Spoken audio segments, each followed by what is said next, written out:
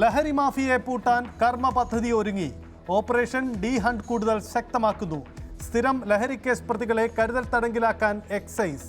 ആലുവയിൽ കഞ്ചാവും ഹാഷിഷ് ഓയിലുമായി 6 ഒഡീഷ സ്വദേശികൾ പിടിയിൽ.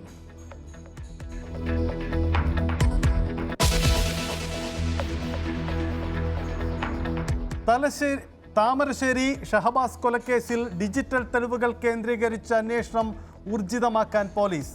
മെറ്റയോട് വിശദാംശങ്ങൾ തേടി. ഇൻസ്റ്റാഗ്രാം ചാറ്റുകൾ കണ്ടെത്താൻ ശ്രമം. വെള്ളിമാടുകുന്ന് ജുവനൈൽ ഹോമിലേക്ക് KSU മാർച്ച്.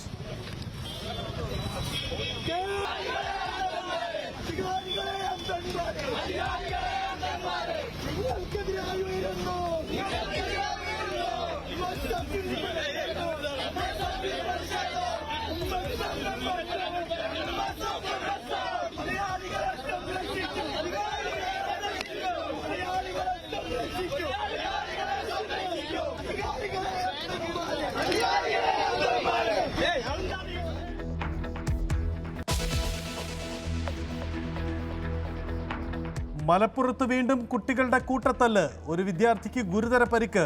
കുറ്റൂർ KMHSൽ 9ാം ക്ലാസ് വിദ്യാർത്ഥികളെ തല്ലി സീനിയർ വിദ്യാർത്ഥികൾ. മർദ്ദനം റീലാക്കി സോഷ്യൽ മീഡിയയിൽ പ്രചരിപ്പിച്ചു.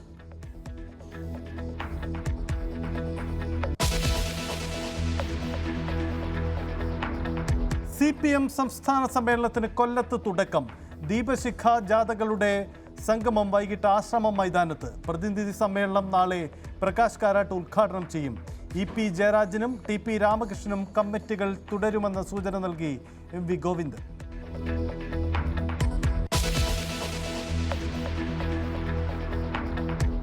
സംസ്ഥാന ഭരണം പിടിക്കാൻ ശശി തരൂരിന് തന്ത്രപ്രധാന ചുമതല നൽകി കോൺഗ്രസിന്റെ കർമ്മ പദ്ധതി. സർക്കാർ വിരുദ്ധ പ്രചാരണങ്ങൾ ഇനി തരൂരിന്റെ ഉത്തരവാദിത്തം. നിയമസഭയിലെ പോരാട്ടം VD സതീശന്റെയും രമേശ് ചെന്നിത്തലയുടെയും നേതൃത്വത്തിൽ.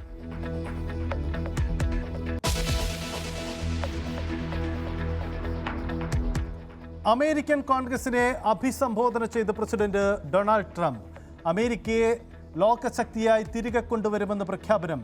ഇറക്കുമതി നികുതി നടപ്പിലാക്കിയത് രാജ്യത്തെ സമ്പന്നമാക്കാൻ. ജോ ബൈഡന്റെ നയങ്ങളെ രൂക്ഷമായി വിമർശിച്ചും ട്രംപ്.